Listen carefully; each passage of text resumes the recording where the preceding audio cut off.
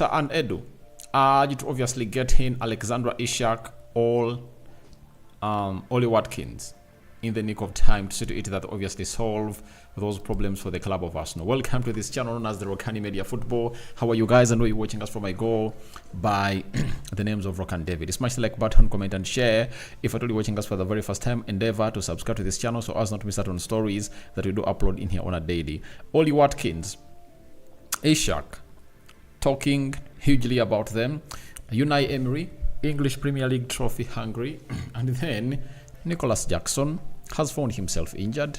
Jack Grealish, there is a statement that was put out there and said, guys, are these people really serious on what they're talking about? Because they're talking about a player that literally showed up in this recently concluded season. We thank God for the gift of life. 10th June 2024 it is, and we are here to obviously broadcast to you, and I think I'm trying to really make it a point that I obviously talk to you on a daily, and hope you guys are really very reciprocative to what is really happening into our vicinity of the Rokani Media Football. Now, most of you, as you're so much attached to getting in Benjamin Sesko, most of you are really talking about Victor Osimhen, the Arsenal legend. Is he a legend? I don't think he's a legend, but he's really one of those players that went ahead to play for Arsenal for the previous years. Went ahead to put in a fantastic performance, and he goes by the names of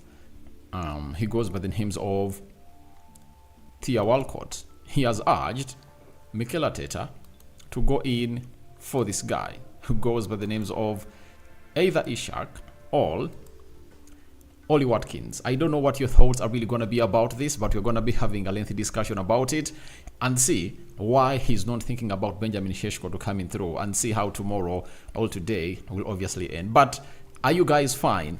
300 likes after this video, and you can as well tell me you're watching us from. Any question you feel like you want to pose to me concerning any person or any player for Arsenal or any team, you can as well flaunt it into the live chat, as Nyakuni Nelson was gonna hate to do, and he was like, I was just waiting for you to update us already. All right, I'm here. And for anyone who has a question for me, the live chat is where you should be, obviously coming through and talk to me, and I'll be at your service to obviously give you an answer that I think is right, and then the verdict or the honors remains on you to either accept it or not. If you feel like you're not satisfied, you can as well go into the live chat again and obviously tell me, Rokani, I'm not satisfied with what you're obviously putting out. Now, the guy goes by names of Theo Walcott, says Arsenal did great. They competed throughout the whole season and learned a lot from previous mistakes. I think what Mikel Arteta has done and the atmosphere at Arsenal is incredible. I think Mikel Arteta has done, and the atmosphere at Arsenal is really incredible. He added and said, what we are missing is a striker, and to have the balance on the bench. I would say that's the one thing. Maybe Mikel Arteta didn't trust his bench as much. I'm looking at someone like an Alexandra Isak or an Oli Watkins, who has been established in the Premier League. We may look abroad, but I'm a big believer in someone who is proven in the Premier League. And for him, hinting on to what we call a Premier League proven striker, that really speaks volumes. I tell you, it speaks volumes, because it's one of those things that I've always gonna hate to say, and every time I talked about Alexandra Isak to Arsenal, is that he's a striker who comes in through and he does what we call a 20 goal Premier League mark, all count, and he meets it. That is it. Something that other strikers might not be able to do. You get, even Oli Watkins, he has proven to you that he can do all this and get you to where you want to be. And why don't you obviously take him to where you want to be? So, by so doing, I find it very fine for him to come out with that, because every Arsenal fan will be like, if I get in an Oli Watkins, I get in an Alexandra Isak, it takes us to the trophy immediately, right? It might be a yes or no. On the side of a yes, remember the year when Sir Alex Ferguson missed out onto a trophy in 2011, 2012 because of the goal difference. And Man City had 89 points, Man United had 89 points, but Man City had gone ahead to score more goals than the club of Manchester United. You remember that Kun Aguero goal? What Ferguson did was to go in for a striker in the names of Robin van Persie from Arsenal. He brought him into the team and he went ahead to obviously win. You understand? So, he might be right. He might be right. And I understand his point that having a Premier League proven player is very important. But it's only important if at all Arsenal is going to go in for a player who is not going to have a good preseason with them. You understand? I tell you, if Arsenal are really to have a preseason with a striker and he gets intervened into that team very well, there will be no need for Arsenal to consider anything like a player outside the Premier League, because Arteta already has his starting 11 for the first fixture of Arsenal. They are going to be playing in the Premier League for the fixture that's going to be dropping in 4 days from now. And I tell you, on Friday this week, the fixture is going to be out. The fixture is going to be out for the Premier League. So, Arteta knows his starting 11, and I can read it here, and you let me know whether I'll be lying or not, unless otherwise he puts in new signings. But minus signings, this will be Mikel Arteta's starting 11 when Arsenal is playing their first Premier League game.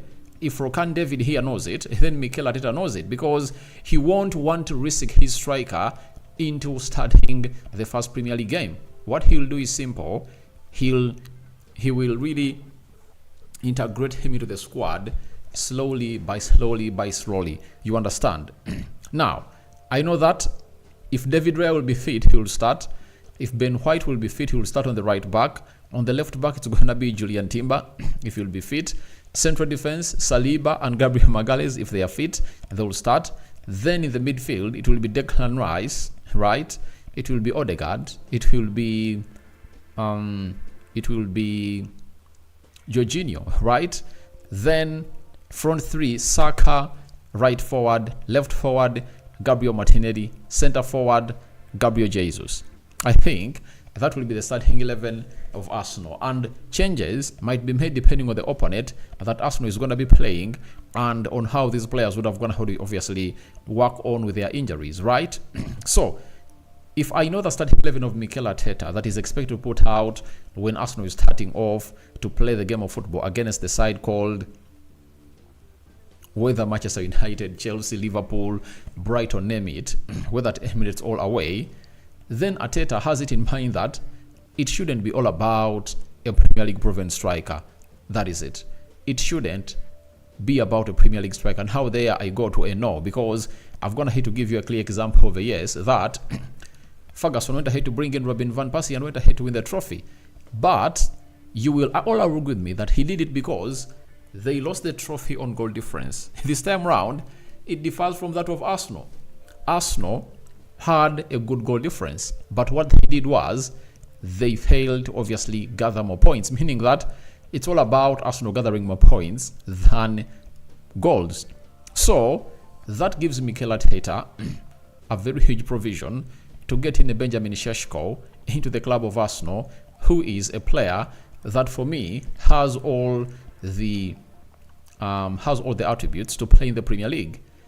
People have gone here to talk about physicality. That's what he sleeps with. That is his other third name, Benjamin Sesko. He's a physical player. He's tall. He is really a bully. He's going to come in and really bully defenders. And I tell you what, his skill set is really great. Mostly for these players who are really tall and thick, and not really gifted so much with talent, especially when it comes to footwork. But this guy has what we call a very huge footwork onto what we call the game of football. In the final third, he'll obviously do the needful. He's this kind of guy who can really get hold of the ball and lead that counter alone. He's lightning quick, and I think Mikel Arteta is going to have to get in very many examples of strikers that have going to have to do it. For example, Arteta, if he happened to, because I know he talks with Walcott, and he will tell him, please, Theo Walcott, let me tell you, look at Manchester United. They brought in a centre forward known as Rasmus Højlund. And in United's worst season, in as far as performance is concerned, because we finished 8th in the Premier League, he managed to scoop 16 goals a season. Now, imagine if at all Rasmus Højlund was playing at Arsenal. Just imagine it. Rasmus Højlund would have gone ahead to bag himself 30 plus goals a season. In the Champions League, would have gone ahead to score more than the 5 he scored at Man United.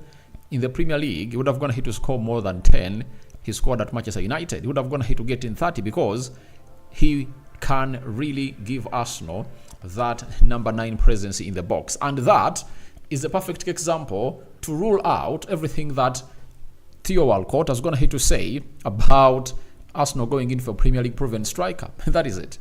It's not all about being Premier League proven.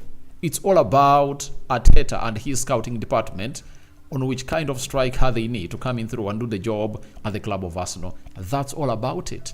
That's all about it, you know. And these managers have their blueprints. They have their style of plays, and they don't sign a player whose stats have not proven that they fit into that system of Arsenal like a glove. You understand? So that's what makes these signings different. And this is why, for me, I don't really agree with anyone who talks about who flaunts the Premier League proven stuff as a reason to kick out Benjamin Sesko, Victor Gyökeres, Victor Osimhen, Vlahovic, Monreal, and Zirkzee. You understand? They are playing out of the Premier League, but I tell you, they can do the best. And they can obviously hit the ground running and really give you exactly what you think you should be getting from Oli Watkins and Alexander Isak. And there is what we call the financial impact. This guy should look at it. He should look at it. You know, when Man City was going in for Erling Haaland, I think I'll bring that next. Let me note it here. Let me note it down here. About Haaland. All right. Now,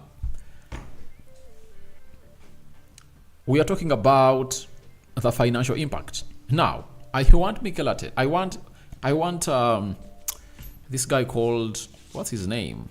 Theo Walcott to look through this. He's talking about the money factor. So you're talking about Oli Watkins and Alexander Isak. Has he gonna hit to look out at how much these players are gonna cost the club of Arsenal? You get? Alexander Isak is gonna be playing. Sorry, is gonna be really costing close to 150 million pounds. Something that Arsenal cannot afford. Not because they cannot afford it, but they cannot risk 3/4 of their budget of the summer transfer window to sign in a player like Alexander Isak. That is it. They won't risk that. They won't risk that. You get? It's such a huge amount of money. Now, we go to Oli Watkins. For Oli Watkins, it's written all over the world that he will go for like 120 million pounds plus because they sold a Jack Grealish who never had a season equivalent to that of Oli Watkins is going to have in 2023 and 24 for 100 million pounds, meaning that for this player, they can even call in for 120 million pounds. And should Arsenal go in to sign a player at 120 million pounds who is really making 28 years of age? I don't think so. You get? So he has to look at the financial impact as him, and I'm addressing him that he had to obviously look at the financial impact of these players because these players are really expensive. They are really expensive. And I tell you, Arsenal can only go in for these strikers next summer because if Arsenal bring in a left back, a central midfielder, a right winger and a striker this season, they won't need to reinforce a lot next season. All what they'll be looking at will be a replacement for Jorginho, right? And maybe move on Gabriel Jesus if he doesn't perform very well and get in a striker. And for that, I think Arsenal can go in for Alexander Isak because they will be willing to obviously break the bank and say, all right, we are giving Alexander Isak 130 million pounds to Newcastle Are you willing? Are you willing to obviously come in here and obviously have something to say about this? Newcastle will obviously hang in there and discuss about it, and obviously it's all right. Let's get in 130 million pounds in, sell this guy because we'll be making a huge profit of close to 70 million pounds. You know, so I think Arsenal's plan is like, let's get Benjamin Sesko for 55 million pounds this summer, and next summer Gabriel Jesus might be moved on, because if he doesn't have a very good season, Arsenal will be like, we are not obviously gonna really hesitate on Gabriel Jesus. Let's get another player who is Premier League proven by breaking the bank. And the status of Arsenal next season, after next season, or next summer, will be really great. As Arsenal, I think they're gonna win something this season. Either Champions League or the Premier League will obviously land in the hands of Arsenal. And if they don't, I don't know how they're going to do it. But I know Arsenal will win something big next season. Because even Mikel Arteta knows it, that if Arteta doesn't win anything big, Arsenal fans will be looking at him, asking him, please, you've been here for 4 or 5 years. You have only gone ahead to win an FA Cup. You haven't played in the final of the Champions League, all FA Cup, all Carabao Cup. Then, why are you here? We should get in a new manager, and pressure will be hugely increasing onto this manager, something that Mikel Arteta wouldn't like to obviously conquer at the club of Arsenal. So we are here waiting to see how things are really going to pan out for that side.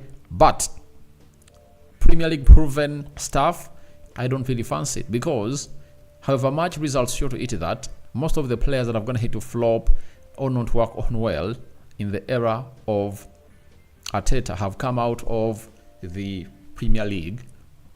But there are those like Odegaard, Tomiyasu, that have gone ahead to come in through and obviously fit in like a glove. You understand?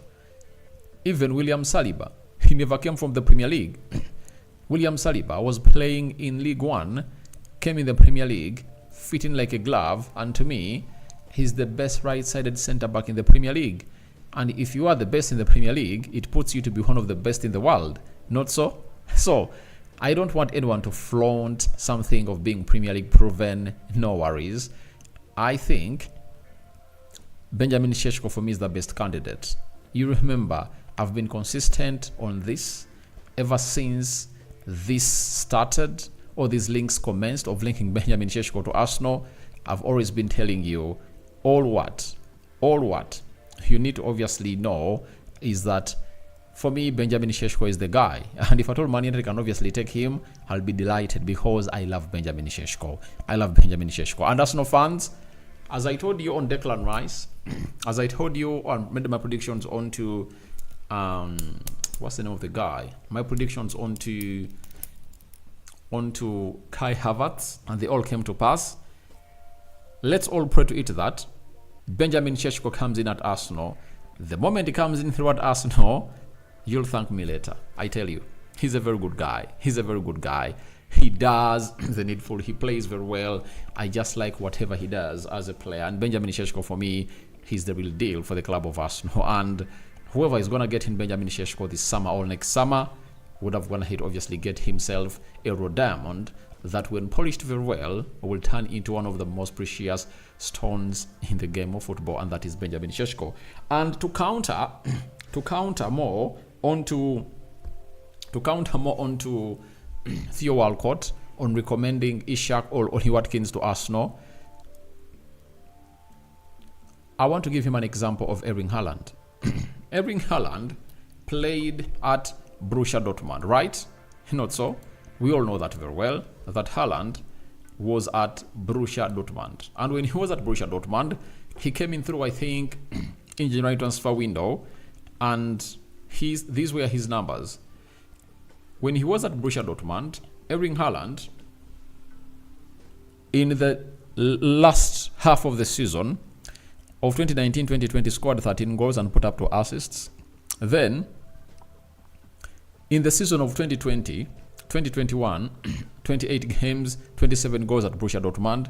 Then, in the last season at Borussia Dortmund, 22 goals and 7 assists. You understand? Now, let's go to this guy,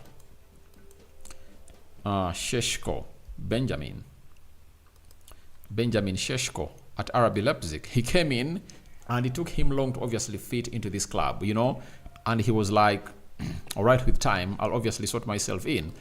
And he has gone ahead to play 31 matches in the Bundesliga, 14 goals and 2 assists. That is his first season in the Bundesliga, meaning that he has not gone ahead to do bad. And if Erling Haaland came all the way from the Bundesliga and came in and fit into the club of Man City like a glove, why don't these people start to think about a narrative, or an out-of-the-box narrative, that even Benjamin Sesko is going to be that guy? Because Erling Haaland is the perfect example to them. Erling Haaland came all the way from the Bundesliga and he did the needful. He has been winning the Premier League boot ever since he came in through. Not so? Now, why don't they give this guy benefit of doubt? Why don't they give this guy benefit of doubt? And there is another point I want to knock down, that Arsenal needs an experienced striker. I pose it to Man City. Man City has 2 strikers. Erling Haaland, as we speak now, Erling Haaland is 23 years of age and is making 24 in July. You get Julian Alves. Julian Alves is 24 years of age and he made 24 31st of January this year. Now, all of the strikers that Man City are really having are 24 years of age, and he scored 11 goals into the Premier League this season, and this guy at Man City, he scored 27. They scored 38 goals in the Premier League. Now, does that call for experience to really lure out the coming in of Benjamin Sesko or Victor Osimhen or what? I think experience has been knocked down by these 2 boys, because they all came in through at Man City at the same time when they're just 21 years of age. And that is the same age that Benjamin Sesko is really being holding. And no one is going to come out and really pile all the burden of Arsenal not scoring in goals to Benjamin Sesko. I tell you, it's not going to be the case, because Arsenal has very many players that have proven that they can score goals. Declan Rice in the entire season had 9 goals and is a CDM. Saka went ahead to score, I think, 16 and I think 4 in the Champions League. That is that is Bukayo Saka. Martinelli had some, Jesus had some, Kai Havertz scored 13 in the Premier League. You understand? That is Kai Havertz for you, and some in the Champions League. So they're having players that can really score them goals. Martin Odegaard is another one who gets them goals. Look at the 2 centre-backs, Saliba and Gabriel Magalhaes, capitalizing onto what we call the set pieces to obviously get in those goals in all the time. So I don't really buy that ideology that Arsenal needs a proven striker, Arsenal needs an experienced striker, Arsenal needs a Premier League proven striker. Let me tell you this. What Arsenal need is a striker who can put the ball at the back of the net. Watch the Euros. England is in the group of Slovenia. You'll watch him play against Serbia. You'll watch Benjamin Sesko play against Denmark. You'll watch Benjamin Sesko play against England. Those 3 games are really important. But I know the highlight is going to be when they are playing against England. You will see how good that boy is. And I know most of you will be watching that that Euros, and watch him out in those 3 games. He's going to show you what he is all about. He's a monster. He is an Erling Haaland with a better skill set. You get? That is the guy. And if Arsenal signs Benjamin Sesko, I'll stand here and come out and predict that he's going to score 30 goals a season. Clip this out.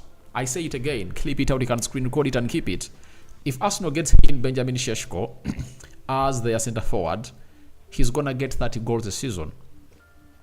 Those who watch me at the United Matters channel know it, that I came up and made a prediction to the man himself, known as Rasmus Højlund. I predicted 20 goals a season.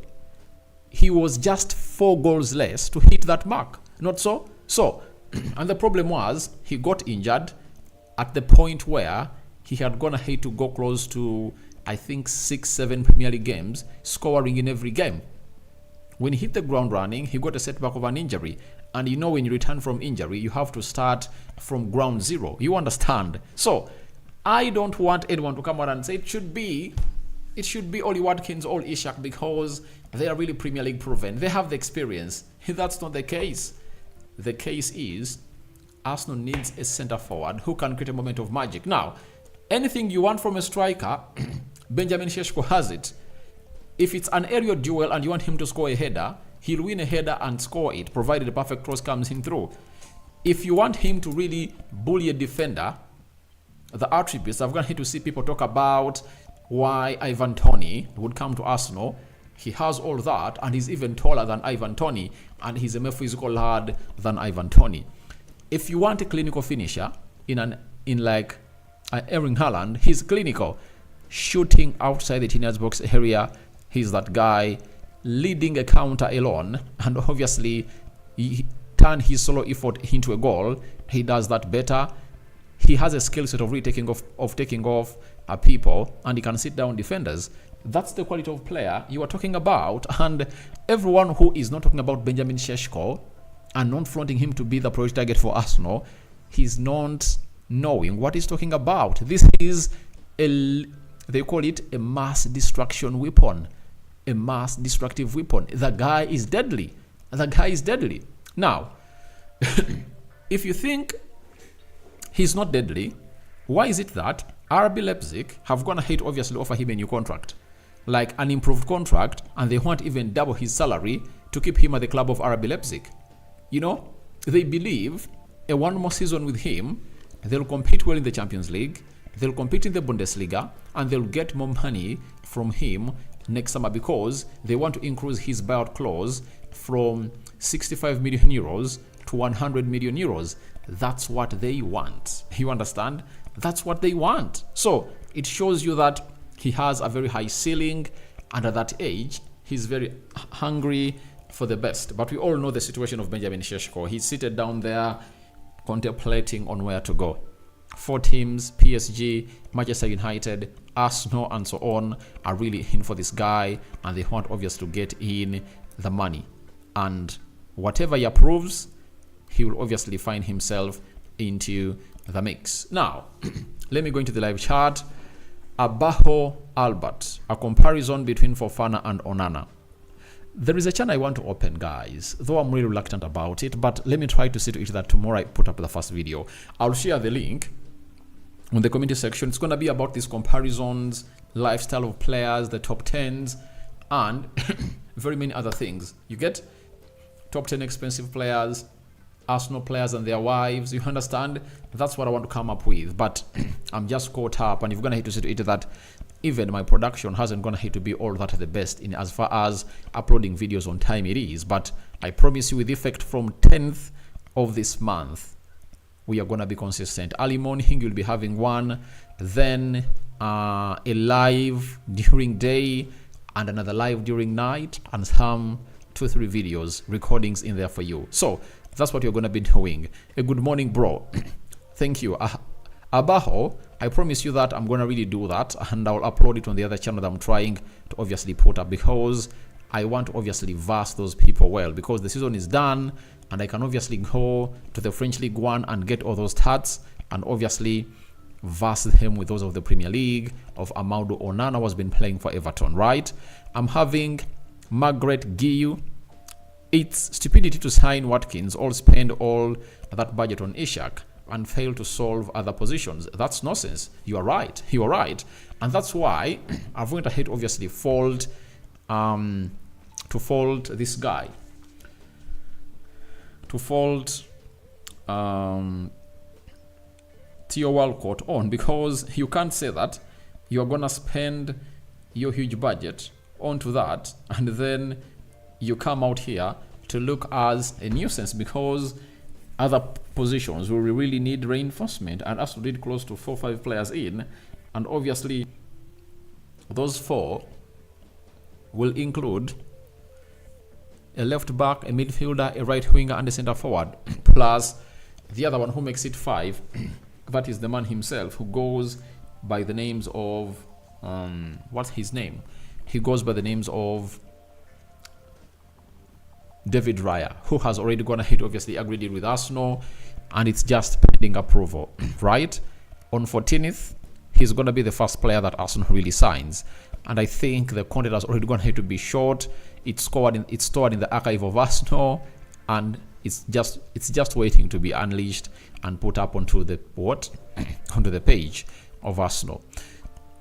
Okirwal, Abdulatif, both Watkins and Isak have Premier League experience.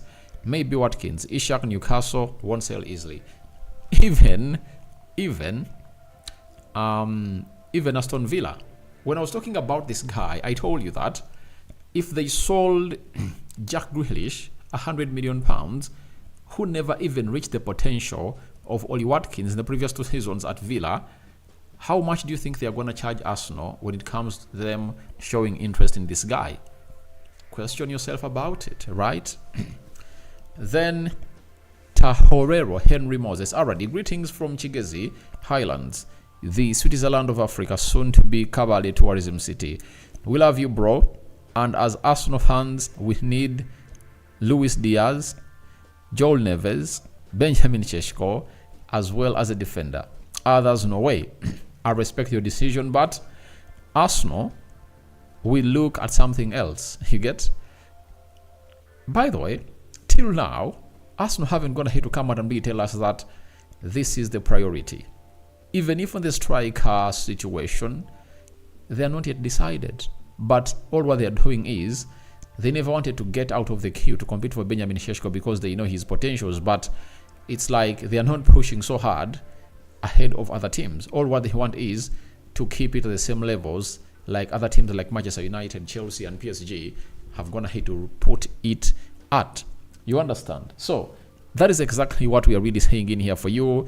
And I don't know who they are really going in for. For the right winger, I don't know. Shezinkov, Williams, Pedro Neto, Olise, Gerard Bowen. I don't know who they're going in for. You know, I think the most realistic target that Arsenal is going to have to show interest in is Benjamin Sesko. There is a story that is going to drop that I'm obviously going to come in through with in the morning concerning this guy called Victor Osimhen. There is a huge update that I just going to drop about Victor Osimhen. When you listen to it and read it thoroughly, it might really send you into thoughts that maybe Arsenal are going past Benjamin Sesko and they're going in for Benjamin Sesko. They're going in for they're going in for Victor Osimhen, right?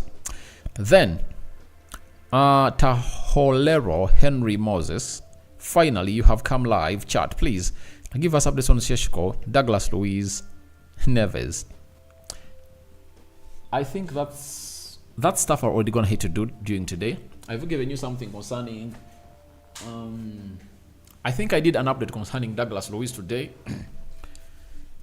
For Yao Neves, obviously Arsenal added him on their list, but they're not pushing that far because they haven't gone ahead to make a decision. And for Sesko, I've spoken everything concerning Sesko in there for you. Henry Moses already didn't know that Saliba can play on left side only when France was playing Canada. He can play there. He can play there, no doubt. He can play he can play as a right back and he can even play as a left back. That is William Saliba for you. So he can play everywhere. He can play everywhere, but he looked superb, kept a clean sheet, and his game by numbers was really great. I just went ahead to enjoy it and hope you guys really enjoyed it too. Dila Freddy, so Rokani, which typical striker would you think is recommended for Arsenal to their final push? Any striker who can really finish, you know, who has attributes like those of Benjamin Sesko. When you look at Benjamin Sesko, he stands out. I think the other striker that comes close to him for me is Ezekezi. But Gyökeres is good, but I think these ones really are really younger than him, because Gyökeres is going to make 25 years, 26 years of age this year, and Benjamin Sesko is at 21, but his potential is really huge. Ezekezi is 23. Look at his attributes: tall, hard shot, he's physical, he's fast, he's good in the air and on the floor. You know, when I add those attributes, I think those two stand out. Ezekezi and Benjamin Sesko, for me, are the best strikers that Arsenal can ever have. They have what we call a very huge resale price on them. They are young and they can obviously suit what we call the Premier League. So, for me, I think Benjamin Sesko or Ezekezi, right? Though, even an Osimhen can come in through and obviously work better at that side of Arsenal. Though, there are reservations of what we call the African Cup of Nations, right? Victor Osimhen,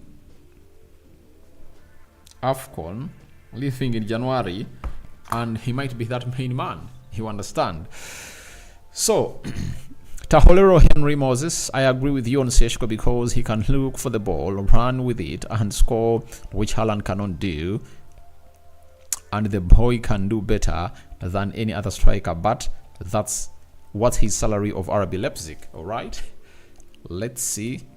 Sesko wage.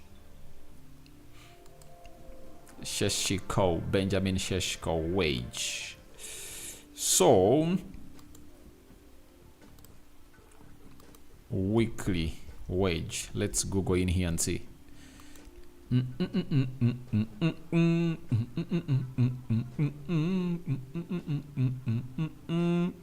Benjamin Sesko.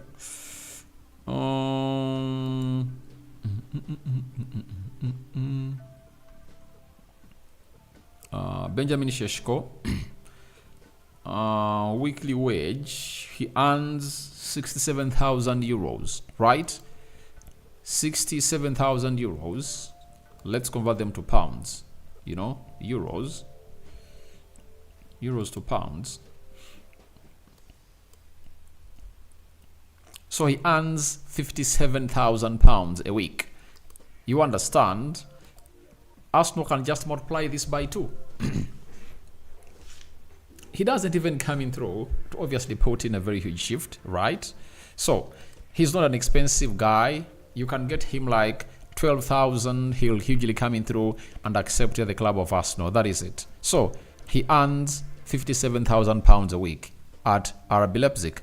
Then Henry Moses, comparison between Lewis and Fofana. So you've sent me to bring you the comparisons of Onana and Fofana. Let me note them here. Then you've sent me to come up with Douglas Luiz and Fofana. All right. I'm going to be working upon them and I will deliver, I promise. I'll deliver them to you soon, right? Don't feel delayed, but I think I'm going to start dropping them on the other channel that you guys will obviously go flock to, subscribe onto it, and see to it that all goes on as well. Now, we are having Dealer Freddy, but my point of view is maybe Arteta and Edu should try to push for Sesko like Guardiola did for Haaland. Yeah, that's what they're supposed to do, because Guardiola went in for Haaland and Julian Alves, right? Why doesn't Arsenal go in for one of those? You understand? Yet, we all believe that these people can come in through and obviously make a very better fit for the side that they are really hugely representing. Not so? So, we wait and see how that pans out. And I think we've talked Sesko, Isak, and Watkins. Let's cross a little bit to the side of Aston Villa. The former manager of Arsenal, known as Unai Emery. He has come out and obviously got asked a question whose answer has gone ahead to come in direct. Unai Emery, on winning the Premier League or the UEFA Champions League, said, of course, we are not contenders, but it's in our dreams to get something like that in the Premier League or the Champions League. And don't underestimate this guy, you know. The last time he was in the Champions League with Villarreal, they played the semi-finals. When you look at the squad of Villarreal that played into the semi-finals, right? Because they went ahead to knock out, I think after they knocked out Bayern Munich, they knocked out Bayern Munich. It was in the Champions League of 2021, 2022, and Villarreal knocked out Bayern Munich. When they knocked out Bayern Munich, after Villarreal knocked out Bayern Munich, they are drawn against Liverpool. You're right.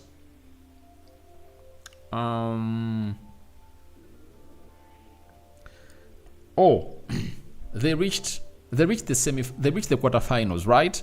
Liverpool knocked them out. Right? Liverpool knocked them out.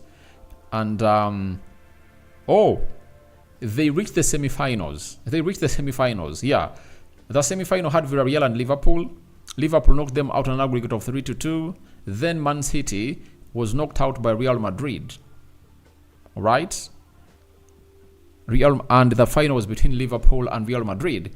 When you look at the side of Villarreal, that went ahead obviously take on... When you look at the side of Villarreal, that went ahead to take on the side of Liverpool, it had the following players, and I want you to compare these players to the ones that Aston Villa is really having. Aston Villa is having better players. Rulli, in goal, I think this guy is better than them, right? Let me flaunt this on your screen. I want you to see this lineup that came up to obviously knock out Bayern Munich and really faced Liverpool in the semi-finals of the league. And I tell you, this guy, Unai Emery with his experience, if managed to take this side to play into the semi-finals of the Champions League of 2021-2022, then there is no way he can fail to obviously get this side on to where I'm thinking about, the side of Aston Villa, to really winning the Champions League. They had Rulli in goal, and guess what? They're having Emiliano Martinez, the best goalkeeper in the world, because he won the World Cup. You understand? So this guy is better than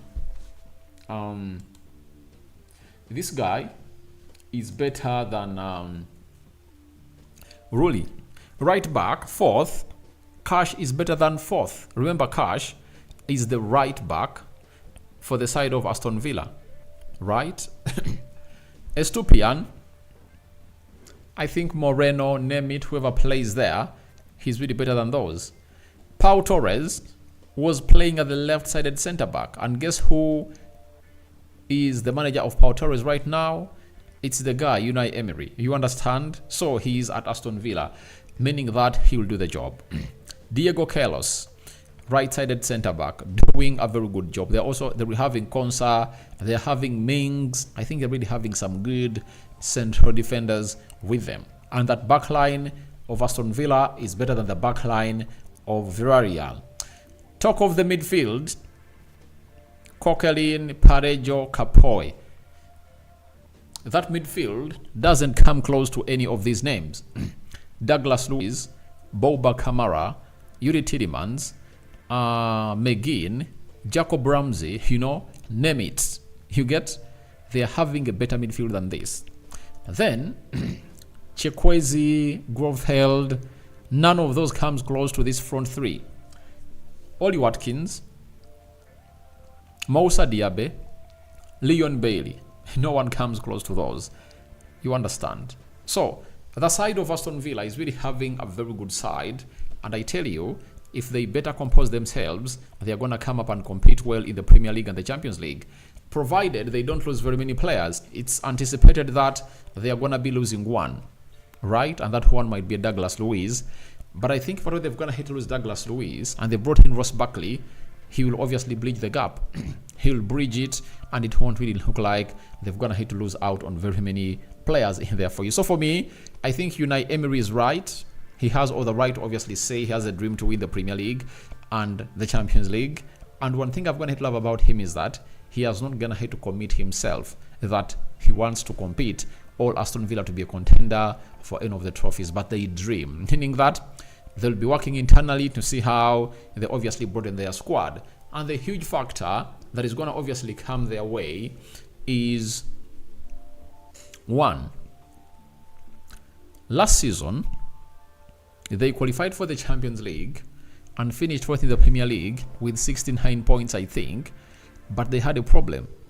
They were playing on Thursday and then playing over the weekend. This time round, they're going to be playing strictly on Tuesday and Wednesday in the Champions League, and either Saturday or Sunday, meaning that they'll have ample days to rest, and it won't obviously bother them a lot. But they have to increase on their squad. They have to broaden their squad to see to it that it obviously comes in as a very huge factor to obviously contemplate. But don't rule them out when it comes to obviously winning the league.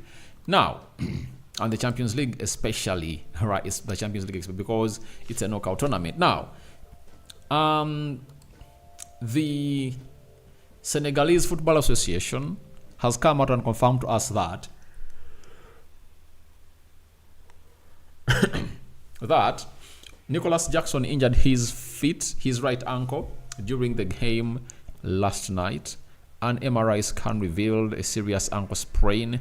Therefore, he will be unavailable for the next season, for the next match that they play today. So, it's a World Cup qualifier, right? And this boy is going to have to injure himself. And if you're an Arsenal fan, this will shock you a little bit and will threaten you, because Chelsea are one of the teams that are really going in for this guy called Nicholas Jackson. They want him. They want to sign him. Benjamin Sesko. And if this guy is injured, they have to go all in full pelt to obviously get in a striker.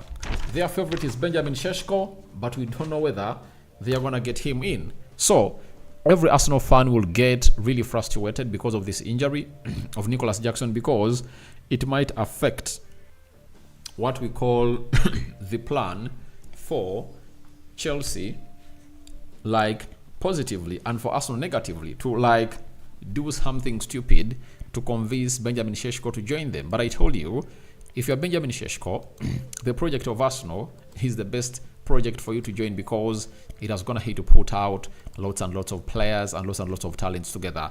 Now, there is Chiza Moses. Thanks for the show, bro. Any updates about Zubimendi? I'm dropping a video about Zubimendi tomorrow. I've collected lots of stories about Zubimendi, and it's gonna be a strictly Zubimendi story that you guys will come in and enjoy. And Tohorero Henry Moses, thanks, Aradio. Right, which players will miss UEFA Euros and countries massively, and which teams will you support, as well as predictions for which teams will do surprises? Now, very many players will miss. For Arsenal, Benjamin White is not going to be playing the Euros. Julian Timber is out. Tomiyasu is out. Tomiyasu is going to be not playing because they are playing into the World Cup qualifiers in their country, and I think it's ending this weekend, and they're going to go ahead and be rest for their holidays. Then Thomas Partey, you'll have him at Arsenal. Jorginho is going to be playing. Rice will be playing. Emily Smith-Rowe will be there. Fabio Vieira is not playing. Gabriel Jesus is not taking part in the Copa America, and he's going to be there. I've seen a photo of him running. Eddie Nketiah is going to be there. I think that's it. That is it. And most of the players of Arsenal, by the way, are going to be playing at the Euros. Even Jakub Kiwior is going to be there. But my favorites, I was preparing to record this video like on the 13th when the tournament is going to be starting, but my faves to win the Euros are 1, France, 2, England, 3, Portugal, 4, Germany. Those are my 4 teams that I believe one of those 4 teams will lift the Euros. Either France are my top favorites, England second favorites, Germany third favorites, and third is Portugal, and fourth favorites is Germany, the hosts. My surprise team, one, Denmark. Look a lot onto Denmark. Look a lot onto Croatia, Belgium. Turkey has a very good team. Poland has a very good team. Which other side that is really doing great? Wales, not Wales. It's no longer. It's like rebuilding. Scotland. Scotland is another team that I believe will come out and really surprise you guys. Scotland. So I'll come up with a perfect video, and I'll record it and upload it there such that I'm kept on record. Players to watch in the Euros: Benjamin Sesko, Rasmus Højlund, João Neves. There is this Turkish guy. No, Ukraine guy. Is it Tsakenkov, who's linked to Arsenal? Look onto that guy. He's really gonna come out and really put in a very good shift in there for you. The other person to watch a lot out is what's the name of the guy?